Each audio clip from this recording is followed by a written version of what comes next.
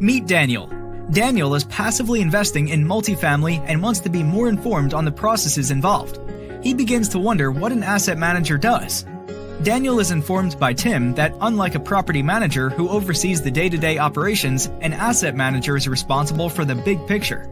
The asset manager is involved in the underwriting to disposition, and their primary role is to assist in all aspects of the administrative, financial, operations, and capital of a property. Daniel asks what kind of tasks these will be. Tim explains that an asset manager will execute property-level strategies and make well-timed investment decisions for their clients. They must ensure that property managers are meeting the goals and objectives set by the owners, approve the property's annual budgets, and consistently monitor the property's performance.